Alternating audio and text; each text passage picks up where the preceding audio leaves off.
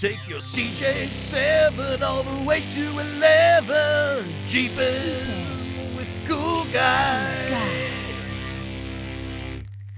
Been meaning to do a follow-up, well, not a follow-up, but a continuation of this part in particular. This is your clutch bell crank.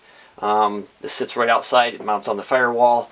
This is the adjusting rod that goes actually into the actual clutch throw-out bearing arm.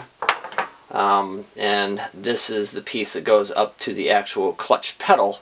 So when you push it in, it rotates the whole thing. This thing is a grease monkey. I mean, that's all it is. This is a center tube that is hollow.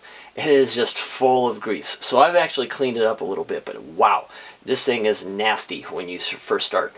So essentially, there's a cotter pin here, and then there's also a washer that's on the inside that holds the cotter pin off of that. This is screwed onto this, obviously, and this is your adjusting nut. So take out your cotter pin, take off your washer, then you can separate these two. Keep a rough mark as to where these things are.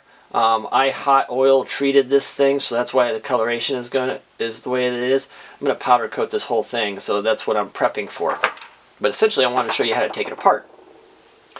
In case you wanted to rehab this thing, underneath each one of these rubber boots is a metal wire clip. And that metal wire clip is very easy to take out. You just need to get underneath there with either a pair of pliers. Actually, probably a little bit more recommended that you actually do a screwdriver. And then once that clip is released,